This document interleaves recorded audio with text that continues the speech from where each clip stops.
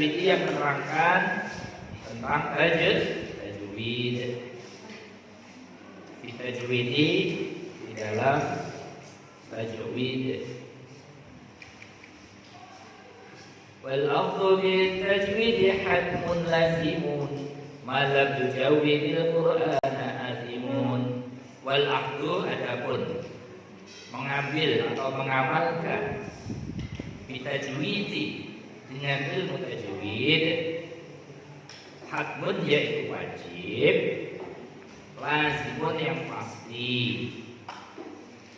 Man adapun barang siapa lam yujawwidi yang tidak memperbagus siapa man Al-Qur'ana kepada Al-Qur'an itu bagaimana? Azimun yaitu berdosa. Azimun jadi khobar, kodenya khobar.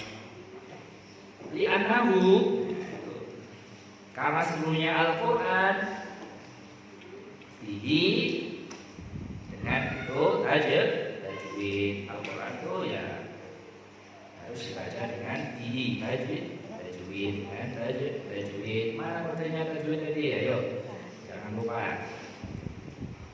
Al-ilahu anzala adapun Tuhan Allah anzala yang menurunkan Al-Quran anzala menurunkan. Wahakada dan demikianlah ya minhu dari itu.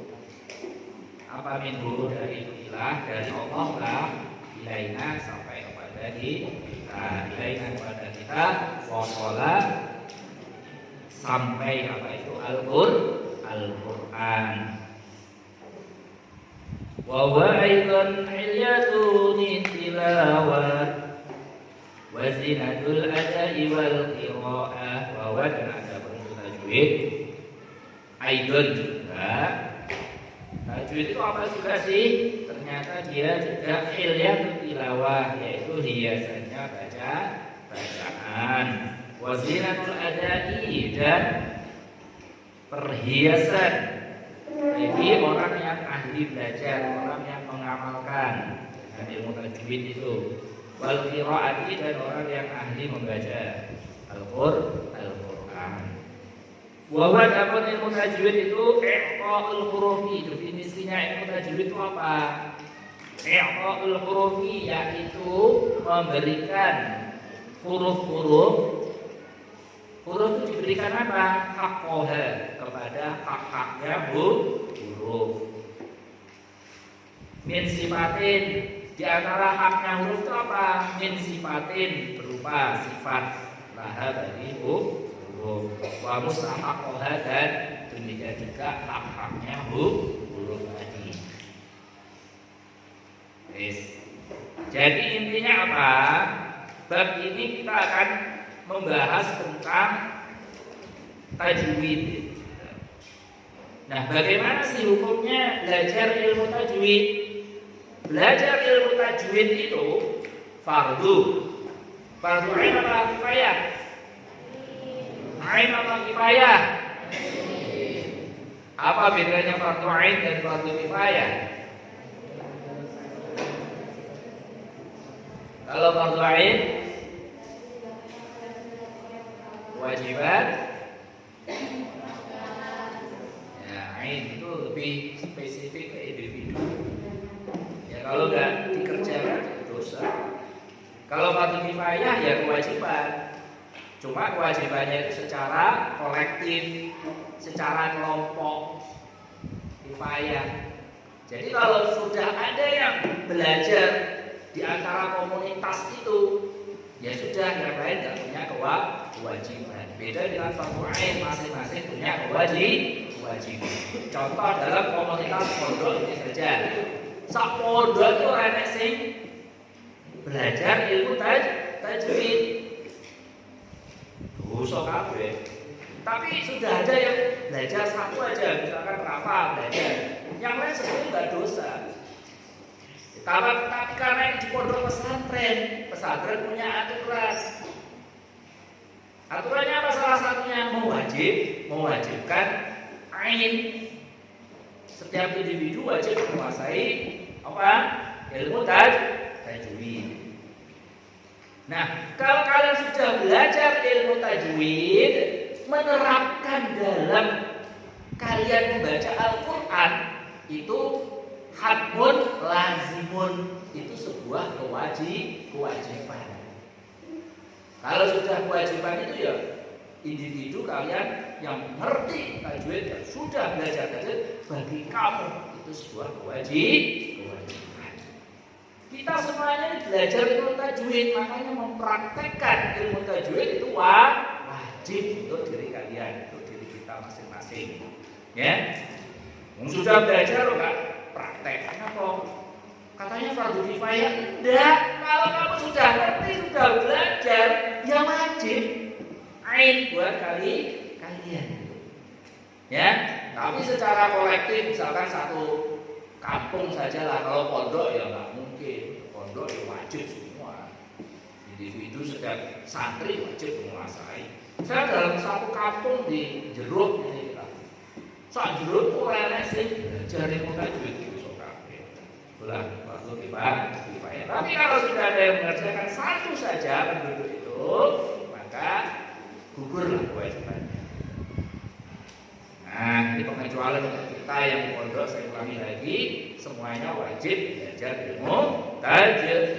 Dan kita pelajari saat ini tajwid dasar. Nah, ini makanya dasar-dasar tajwid ini kalian harus semua menguasai. Kenapa sih kita harus belajar ilmu tajwid? Karena ingat, yang kita baca itu adalah Al-Quran, di mana Al-Quran itu adalah wahyu Allah. Jadi al-ilahu anzala, Allah yang menurunkan Al-Quran yang sampai wasala ilaina, sampai kepada kita. Ini harus menguasai ini. Al-Quran mukjizat yang paling besar, yang abadi sepanjang masa hingga sekarang sampai nanti yaumil qiyamah. Al-Quran dijaga oleh Allah. Kalau mukjizat nabi-nabi pada saat yang sifatnya insidental banyak kan, dan hari itu dimanfaatkan, digunakan. Contoh mukjizat Nabi Musa, apa mukjizatnya? Bisa menggelar lautan. Sekali gepuk, nah itu langsung bisa menggelar. Ya dia itu sudah, masa itu sudah, sekarang sudah tidak ada lagi. Seiring beliaunya wafat, nggak ada lagi itu. Tapi Al-Quran, Rasulullah wafat sampai kepada kita, dan Al-Quran terjaga hingga yaumil qiyamah. Itu mukjizat yang terbesar. Maka dari itu kemuliaan-kemuliaan itu ya harus kita support, diantaranya dengan wajib kita belajar ilmu tajwid. Jangan sembarangan baca Al-Quran, jangan sembarangan semau kuit. Ada etikanya, ada aturannya. Tuh. Kenapa juga sih kita harus belajar tajwid? Itu ternyata juga hilyat tilawah, yaitu menjadi perhiasan bacaan. Coba bayangkan kita baca Al-Quran itu ngawur. A'udzu billahi minasy syaithanir rajim. Bismillahirrahmanirrahim. Coba enak enggak didengerin? Meledak itu kuping kita. A'udzu billahi minasy syaithanir rajim. Didengerin enggak enak. Makanya orang yang baca Al-Quran dengan baik dan benar, meskipun nadanya, meskipun suaranya enggak mendukung, tapi kalau tajwidnya betul-betul dibaca, diterapkan dengan baik, maka indah itu Al-Quran. Seperti saya suaranya enggak bagus, misalnya Allah kasih seperti itu, tapi kita berusaha membaca dengan baik. A'udzu billahi minasy syaithanir rajim, kan lebih bagus daripada tadi a'udzu. Jadi percaya diri aja kamu yang suaranya belum bagus itu. Yang penting baca Qurannya tepat. Ya, paling diantaranya suaranya bagus hanya sebagian aja yang biasa untuk kori-kori gitu kan. Ya, Mas, kelas, apa lagi? Latih. Yang putra ada enggak? Enggak ada ya. Brand seret apa ya? Mungkin ya yang baru ini muncul suara yang bagus. Nanti kita dobrak dengan latihan-latihan di Ahad pagi. Ya, suaranya jelek-jelek itu kita latih. Ada yang minat SVT, seni baca Quran, ada yang baru ini. Bal, awakmu lho Bal. Minat gak baca Quran yang bagus gitu? Nah, kamu nanti neng kampungmu gantikan bapakmu jadi Pak Mudin piye Pak? Biasanya gitu loh deh. Bapaknya Pak Mudin biasanya turun ke kita jadi Pak Mudin juga. Makanya harus belajar yang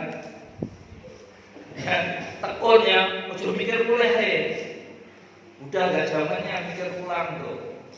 Sekarang tuh udah zamannya mikir bagaimana saya nanti bisa ke Al-Azhar, bisa ke Eropa, bisa ke Kanada, ke Australia itu. Ujung mikir omah itu semua. Ini yang baru-baru nih, pikirannya sudah lah. Jangan sekitar sini aja. Berang Kidul misalnya, Malang, mana lagi yang jauh, Batam, jangan gitu, udah mikir yang luar sana. Udah enggak waktunya lagi kalian mikir rumah, tapi mikir masa depanmu, bagaimana kamu bisa sukses nanti, ya, hingga ke benua yang lain, selain benua Asia, bisa ke Eropa, Australia, kalau perlu Antartika sana. Ya, baik, itu ya. Kemudian ilmu tajwid juga wazinatul adai wal qiraah. Ilmu tajwid juga hiasan bagi orang yang belajar. Namanya hiasan itu ya kebanggaan kita. Ya. Kebanggaan kita. Coba yang putri terutama mereka lanang wis kok enake ora berhias wis rada rembes barangnya pantes. Dijal tahu itu ada nggak berhias, nggak pakai hiasan, nggak pakai bedak dan lain sebagainya kan di sawah kan nggak butuking kan gitu kan nggak enak, nggak pede tuh kamu. Lek calanan rembes maaf itu pede hari calanan. Ya kalau perempuan itu zina itu hiasan itu sesuatu yang melekat dan membanggakan. Nah tajwid itu seperti itu akan menjadi hiasan kita yang maaf. Kalau kalian nggak kelihatan good looking, tapi sudah dari kamu tajwid menguasai nes ganes, wah kamu jadi good looking nes. Ya itu kan menjadi wazinah, menjadi hiasan. Wazinatul qiraah dan hiasan bagi orang yang membaca Al-Quran itu tadi. Jadi indah kita baca itu, didengar jadi enak, ya. Telinga kita nggak sakit kalau dengerin orang yang baca Al-Quran dengan baik dan benar. Nah, sebetulnya apa ilmu tajwid itu sederhananya begini: iqaul hurufi haqqaha min sifatin laha wa mustahaqqaha. Ilmu tajwid itu kita itu memberikan hak-haknya huruf. Ya, kemarin kita sudah belajar kan? Ada sifat huruf, ada makharijul huruf. Nah, sederhananya kita memberikan haknya huruf. Oh, hak itu termasuk makhrajnya di mana? Di mana? Tenggorokan sebelah mana? Nah itu kita kasih hak. Oh, hak itu terletaknya di sini, kha di sini, kaf di sini, ain di sini, dha di sini, dha di sini. Itu harus tepat.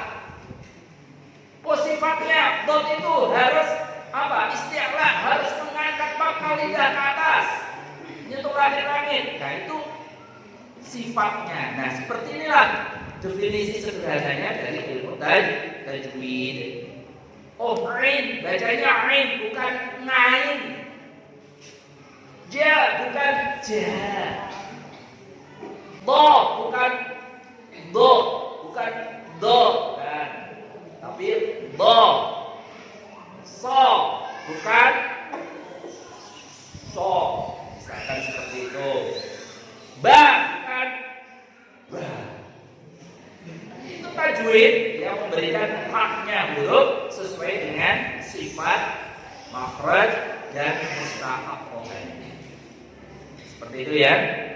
Paham? Kalau belum paham baca lagi. ya, latihan lagi. Gitu ya. Baik, Allah a'lam bishawab.